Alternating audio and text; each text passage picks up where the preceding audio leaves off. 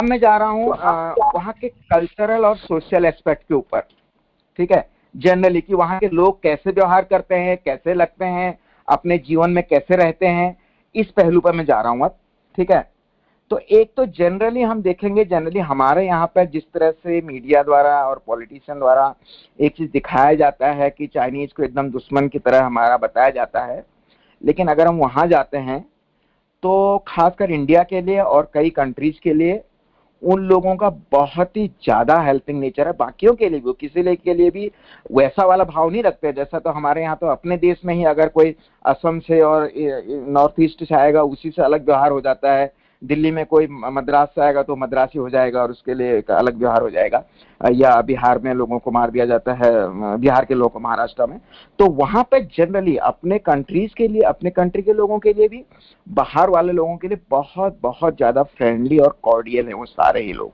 Generally मुझे आज तक एक ऐसा इंसिडेंट नहीं मिला जहां पर मुझे फील हुआ हो कि मैं यार बाहर का हूं और ये लोग मतलब मेरे संग ऐसा क्यों व्यवहार कर रहे हैं। मुझे अपनी देश में मिला है ऐसा, लेकिन वहां नहीं मिला ऐसा कहीं, है ना।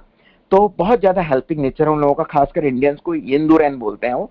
रैन मीन्स पीपल, यिंदू मीन्स इंडिया, यिंदू रैन बोलते हैं। तो बहुत ज्यादा एक्साइटेड हो जाते हैं और मिलते हैं खूब ज्यादा हैप्पीली, इस तरह का है। जनरली वो दूसरों की, किसी की लाइफ में कोई इंटरफेयर नहीं करते हैं, है ना।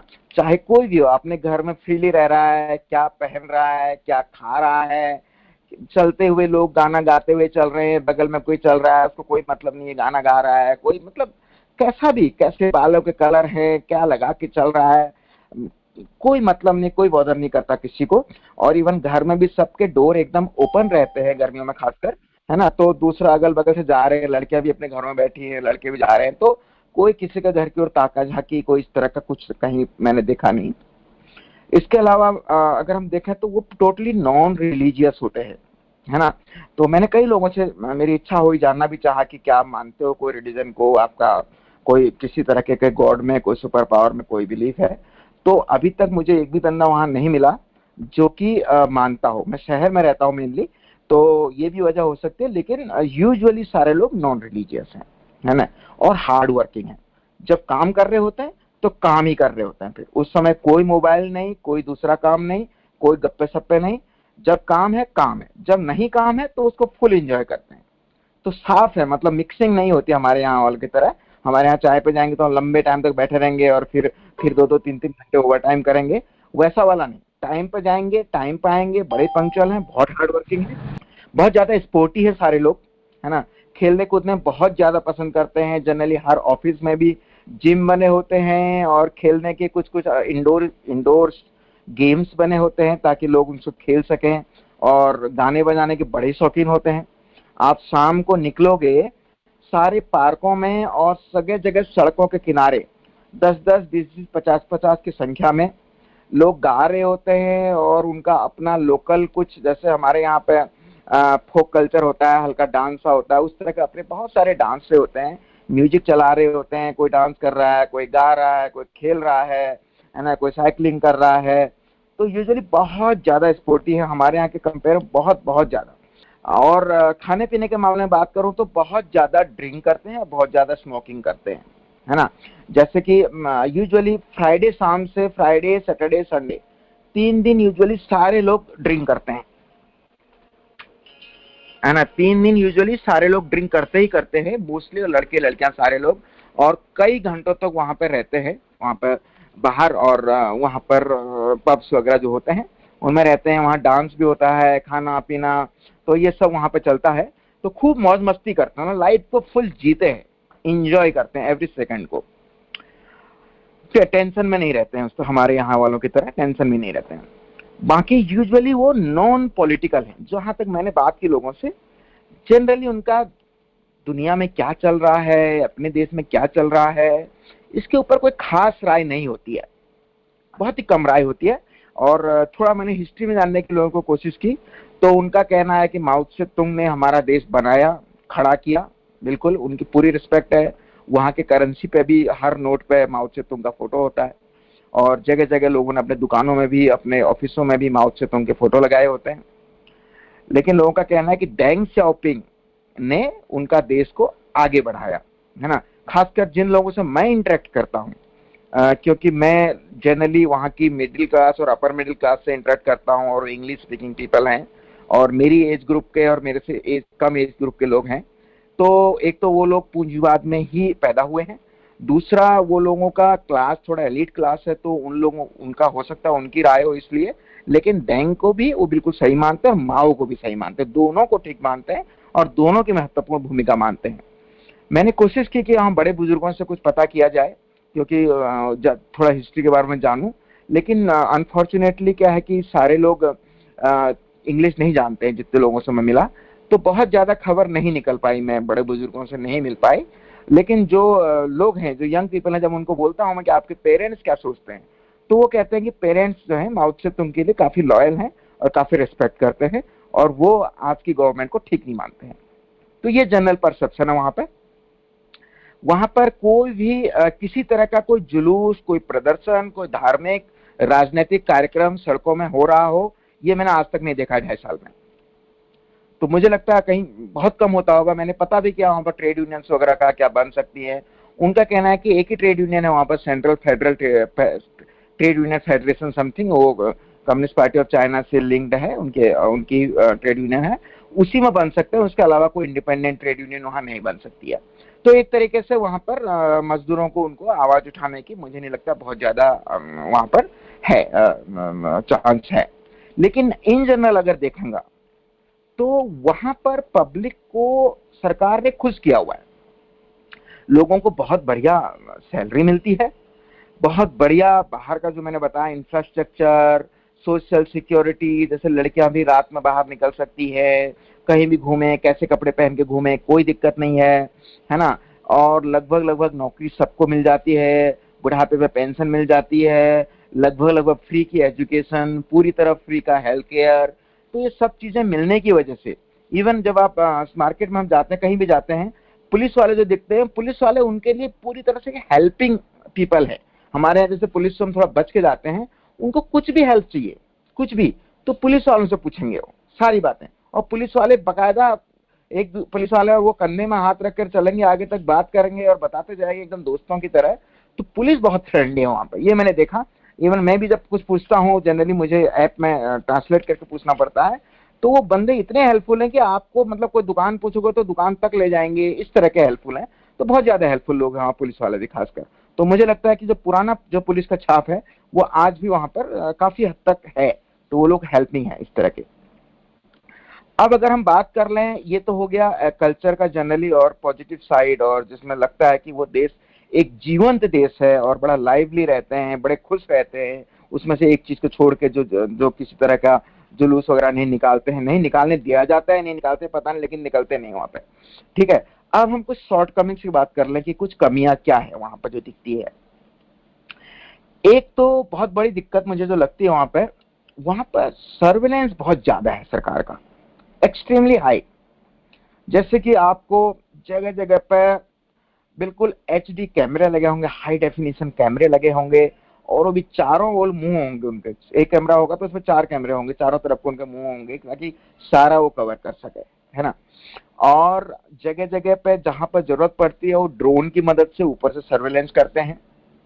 हर बंदे के पास एक उनका कार्ड होता है, सरकारी कार्ड, और उस कार्ड में कोई बारकोड होता है। उस बारकोड की मदद से उस बंदे का पता चल जाएगा कि कब वो बंदा मेट्रो में बैठा, जब उसने कहीं स्कैन किया होगा, कब कहाँ स्कैन किया। तो कई जगह सरकारी ऑफिस में उसकी पूरी ट्रेसेबिलिटी है कि वो बंदा कब कहाँ गया, है ना। उसके अलावा घरों में हर मकान के बाहर एक बारकोड है। तो पूरे उन्होंने एक तरह से मैप कर रखा है पूरे सिटीज को कि कौन से हर मकान का नंबर है, यूनिक कोड है। तो जैसे ही जब कोई भी उस मकान में जाता है, तो बाहर खासकर फॉरेनर जाता है, तो उसको उसको जाते ही 24 घंटे के अंदर वहां पुलिस में रजिस्टर करना होता है। तो मैंने अपना किया था, और जब मेरे फैमिली आई तो मैं गलती से भूल गया था। तो दूसरे ही दिन मेरे घर में पुलिस वाले आ गए, 3-4 लोग, और ये घर में थे। तो ये घबरा गए, एक तो बात नहीं कर पा रहे थे उनसे। तो बाद में पता किया जैसे तैसे करके, तो पता चला कि उन्होंने वो इसलिए आ गए क्योंकि हम लोग वहां पुलिस में रजिस्टर नहीं किए थे। तो यानी कि उनको पता है कि हम लोग कहाँ जाएंगे, कौन से घर में होंगे, वो सीधे सीधे हमारे घर में आकर के, और पूरा ट्रैसिंग उनके पास रहती है। तो ये सब कुछ उनके पास होता है। उसके अलावा सेंसरशिप है, फॉर हाई लेवल की सेंसरशिप वहां पे, जैसे कि फेसबुक, गूगल, व्हाट्सएप, यूट्यूब, ये सब वहां नहीं चलते हैं। उनके अपने ऐप्स हैं, अपनी चीजें हैं, लेकिन ये नहीं चलती। तो उससे बहुत हद तक वो ग्लोबल न्यूज से इनसे कट जाते हैं, और उनकी चीज को लोग एक्सेस नहीं कर सकते हम लोग, क्योंकि वो सारे चाइनीज लैंग्वेज में होता है। तो उस मामले में बहुत ज्यादा एक्सचेंज नहीं हो पाता है चीजों का, कि वहाँ क्या चल रहा है, यहाँ क्या चल रहा है। तो वो एक बहुत बड़ी शॉर्टकमिंग है। तो ये पूरा जो लगता है मुझे शॉर्टकमिंग, कहीं ना कहीं ये बाद में आई है, और ये स्टेट ने अपने आप को मजबूत करने के लिए और अपनी पकड़ मजबूत बनाने के लिए ये सारे काम किए हैं वहां पे। और ये सच है कि वहां पर मीडिया वगैरह की जो उनका जो फ्रीडम है मीडिया की, वो बहुत कम है वहां पे, है ना। और दूसरा बात भी सच है, जो मैं पहले बोला, रिपीट कर रहा हूँ, कि जनरली लोगों को कोई दिक्कत ही नहीं लगती है। मैं पूछता हूँ लोगों से, क्या है मतलब सब सही चल रहा है आपके यहाँ पर, कहीं पर किसी को दिक्कत नहीं होती है तो क्या करते हो, कैसे करते हैं? वो बोलते हैं कि हमको सारी ऑनलाइन फैसिलिटी मिल जाती है, कोई भी दिक्कत हो, कोई कंप्लेंट हो, हम ऑनलाइन करते हैं, पूरा ई गवर्नेंस बहुत एडवांस है, पुलिस वाले हेल्प कर देते हैं, सारी सुविधाएं सरकार दे रही है, तो हमें दिक्कत क्या है, विरोध काहे करेंगे? तो जनरली लोग यही अप्रोच होता है कि विरोध काहे करेंगे। हाँ, इसका मतलब ये नहीं है कि जो लेबर होंगी, जो दूर दराज होंगी, उनको दिक्कत नहीं है। उनकी खबर में कभी कभी पढ़ता हूँ कि लेबर परेशान है, वो होता है। लेकिन जिन क्लासेस से मैं इंटरेक्ट करता हूँ, खासकर मिडिल क्लास से, वो बिल्कुल सुखी जीवन जी रहे हैं वहां पे। उनको किसी तरह की मुझे कोई दिक्कत दिखती नहीं है, पूरा सेफ सिक्योर सब कुछ उनका चल रहा है। आप तो चीन की खूबियां ही बता रहे हैं, लेकिन हमारे तो जो दोस्त चीन में रहते हैं वो बताते हैं कि वहाँ गांव देहात के इलाकों में शिक्षा की स्थिति बेहद खराब है और वहाँ पर भ्रष्टाचार भी बहुत ज्यादा होता है। क्या ऐसा नहीं है? ठीक कह रहे हैं आप, गांव में होगी ऐसी स्थिति। मेरे पास बहुत ज्यादा जानकारी गांव के स्कूलों की नहीं है। हाँ, इतना ये इनके पॉलिसी के तौर पे है कि फ्री एजुकेशन, टोटल 9 क्लासेस, है ना, उसको वो जूनियर बोलते हैं। हमारे यहाँ 8 होते हैं, 5 और 3 8 होता है। उनके यहाँ पर 6 और 3 9 होता है। तो 9 क्लासेस टोटल वो फ्री में देते हैं, वो उनकी पॉलिसी में है। अब हो सकता है कि वो ठीक से लागू ना हो रही हो, क्योंकि करप्शन वहां पे है। शॉर्टकमिंग में अगर हम बात करें तो करप्शन भी है, और अच्छा खासा करप्शन है वहां पे, है ना। और खासकर वो ज्यादातर सरकारी अथॉरिटी करप्शन करती हैं। प्राइवेट सेक्टर में तो मतलब जनरल और बाकी लोग, नीचे के लोग कम करते हैं। जिनके पास जितनी जितनी बड़ी अथॉरिटी है वहां पे, वो ज्यादा करते हैं। नीचे के अगर आप देखोगे एकदम, जैसे हमारे यहाँ कोई पियोन और इस लेवल पर भी करते हैं, इन लोगों को वहां अलाउ नहीं है यूजुअली। और ऊपर ऊपर जैसे जैसे ऊपर जाएंगे वैसे वैसे वहां पर करप्शन बहुत ज्यादा है। सुनने में आता है कि चीन के शहरी इलाकों में प्रोस्टिट्यूशन का काम बहुत तेजी से बढ़ रहा है। तो क्या जेंडर बेस पर इनइक्वालिटी इसकी एक बड़ी वजह नहीं मानी जानी चाहिए? तो पहले तो मैं आपकी बात से पूरी तरह अग्री करता हूँ, और अपना अनुभव भी बता देता हूँ आपको थोड़ा, क्योंकि मैं शेंजन रहता हूँ। ठीक है, शेंजन जो है हांगकांग से लगा हुआ है। तो शेंजन भी इस मामले के लिए बहुत ज्यादा जाना जाता है। इस इंडस्ट्री, ये इंडस्ट्री काफी डेवलप कर रही है वहां पे। वहां पे है क्या, एक तो मसाज का बहुत ज्यादा कल्चर है। जनरली हर आदमी जैसे स्पोर्टी है, और उसका मसाज, फुट मसाज और हेड मसाज से लेकर के full body massage, oil massage बहुत ज्यादा है। और उस मसाज के नाम पर प्रोस्टिट्यूशन वहां पर बहुत ज्यादा है ना। आपको जगह जगह दिख जाएंगे मल्टी स्टोरी बिल्डिंग, एकदम मॉल की तरह पूरे के पूरे, एकदम उसमें सारा का सारा मसाज सेंटर है। और उसमें तरह तरह के जो प्रोस्टिट्यूशन है इस तरह के भी हैं। हालांकि ओपन एकदम प्रोस्टिट्यूशन कम है, लेकिन मसाज में ही उस लिमिट तक चले जाते हैं कि वो मतलब कहीं भी महिला की गरिमा नहीं बच जाती उसके बाद, है ना। तो वो सब उसमें ऐसा में वहां पर बहुत ज्यादा इस तरह के सिचुएशन है। अब अगर हम इसकी गहराई में जाएं कि क्यों ऐसा है वहां पे, तो जनरली जो मेरी जानकारी में आया है कि जो गांव देहात से आते हैं लड़कियां खासकर, और जो कि गांव देहात में वहां पे भी, जैसे अभी आप लोग भी कह रहे थे कि थोड़ा एजुकेशन उतनी ज्यादा नहीं है, और शायद रोजगार के भी उतने अपॉर्चुनिटीज नहीं है गांव देहात में। तो वहां से लोग आते हैं, और वो महिलाएं, चूंकि वहां पे समाज बहुत ज्यादा ओपन है, तो उनके पेरेंट्स भी उनको रोकते नहीं कहीं जाने से, और उस तरह का पूरा कल्चर है। तो वो लोग, खासकर उस तरह के लोग, बहुत ज्यादा इसमें इन्वॉल्व होते हैं इस इंडस्ट्री में, है ना। मैंने जहां तक जाना कि वहां पर जैसे हमारे यहाँ पर जबरदस्ती ले आते हैं कहीं से लोगों को, है ना, जो ह्यूमन ट्रैफिकिंग बोलते हैं, इस तरह का यूजुअली वहां पर नहीं है। कुछ केसेस होंगे, मेरी जानकारी में नहीं है, लेकिन जनरली जोर जबरदस्ती नहीं होता है। लोग अपनी चॉइस से ही आते हैं, शहरों में आते हैं, और उनके लेवल का काम नहीं मिल पाता है और खर्चे शहरों के बहुत ज्यादा है, तो कुछ लोग काम के साथ और कुछ लोग केवल इसी काम को करते हुए प्रोस्टिट्यूशन का काम करती हैं लड़कियां। और जहां तक मैं समझता हूं कि इसकी मूल वजह यही है कि इजी रोजगार मिल जाता है और रोजगार की कमियां हैं, और समाज बहुत ओपन है, तो इसको करने में कोई इसको ज्यादा गलत नहीं मानता है। तो इस वजह से, इस कल्चरल और इस इकोनॉमिक रीजन की वजह से मुझे लगता है वहां पर ये बढ़ रहा है। और बहुत सारी जगह पर तो केवल मसाज होते हैं, और कई जगह पे मसाज के साथ ये सब भी काम वहां पर होते हैं। और महिला अगर ये कर रही तो कोई अपनी खुशी से नहीं करेगी, भले ही वो कितनी भी ओपन हो, है ना, और कितनी भी नीडी हो, अगर उसके बाद दूसरा ऑप्शन होता तो बिल्कुल ऐसा नहीं करती। और ये चाइना में नहीं, रशिया में उससे ज्यादा है ना। तो ये है, ये सच्चाई है कि ये इन देशों में जब एक बार ये पूरी तरह खत्म हो चुका था, जबकि ये समाजवाद था इन देशों में, आज की डेट में वो नहीं है, दोबारा से वो चीज बढ़ी है। तो ये डेफिनेटली इस बात को दिखाता है कि वहां पर पोलराइजेशन बहुत ज्यादा बड़ा है। जो नीचे के लोगों के है उनकी आमदनी बहुत कम हो रही है कि उनको इस तरह के धंधों में जाना पड़ रहा है, और मूलतः मैं इसकी वजह आर्थिक मानता हूं, और कल्चरल एक हद तक हो सकती है, क्योंकि वहां पर ओपन है तो उतना कोई केयर नहीं करता है, पेरेंट्स को पता भी चल जाता है तो कोई फर्क नहीं पड़ता है वाला। हमारे यहाँ पर बहुत मुश्किल हो जाएगा, अगर किसी का पता लग जाएगा तो फिर वो नॉर्मल लाइफ नहीं जी सकती। वहां पर प्रोस्टिट्यूशन में जाके फिर नॉर्मल लाइफ भी जी लेते हैं। क्या चीन में महिला मजदूरों को कम सैलरी मिलती है? ठीक कह रहे हैं आप। और ये जो खासकर लेबर इंटेंसिव इंडस्ट्री है उसमें ये है, मैंने भी कुछ हद तक सुना है, मैं बहुत डिटेल में नहीं गया हूँ इसमें। जैसे मैं जिस ऑफिस में जॉब करता हूँ, और जनरली ऑफिस में जो गवर्नमेंट रूल है, मैटरनिटी लीव 6 महीने के लिए मिलती है महिलाओं को। ठीक है, अभी मेरी टीम की एक लड़की मैटरनिटी लीव पे गई हुई है, और 6 महीने के लिए वो लीव पे गई हुई है, मैंने खुद सैंक्शन की उसकी लीव। तो 6 महीने का वहां पर उनका गवर्नमेंट का रूल है सबके लिए, है ना। इस वजह से महिलाओं को यूजुअली जो लेबर इंटेंसिव हैं, और चूंकि चाइना के बारे में ये क्लियर है कि वो इंसान को रोबोट की तरह यूज कर रहे हैं, खासकर इंडस्ट्रीज में। जो मैं पहले भी बोला, लोग काम के टाइम पे केवल काम करते हैं, तो वो उसमें दूसरा एस्पेक्ट भी आता है कि वहाँ का कल्चर और वहाँ की एक्सपेक्टेशन लोगों की वो है कि काम के टाइम पे केवल काम हो। टाइम में वो बिल्कुल पंक्चुअल होते हैं, एक सेकंड पीछे नहीं आते हैं, है ना। और काम उनके हाथ ऐसे बढ़ते हैं जैसे कि लगता ही नहीं इंसान है, रोबोट की तरह हाथ चलते हैं। तो कहने का मतलब है कि वहां पर इंसान को मशीन की तरह तो यूज किया जाता है, इसमें कोई शक नहीं। तो जब यूज करते हैं इस तरह से, तो डेफिनेटली जहां पर उनको लगता होगा कि ये प्रोडक्टिव नहीं हो पाएगी, ये जल्दी चले जाएगी बच्चा होने पे, 6 महीने की मैटरनिटी लीव पर चली जाएगी, या और भी लेडीज के साथ कुछ दिक्कतें होती हैं, तो उनको ये दिक्कत होती होगी, है ना। और मैं वैसे में देखूं जनरली, मैं क्योंकि मैं अपैरल में जॉब करता हूँ, गारमेंट इंडस्ट्री में, और मैं वहाँ पर क्वालिटी मैनेज करता हूँ, तो मुझे मौका मिला बहुत सारी फैक्ट्रीज में भी विजिट करने का, चाइना की, जहाँ पर ऑडिट के लिए जाता हूँ मैं, तो चाइना की फैक्ट्री विजिट करने का मौका मिला।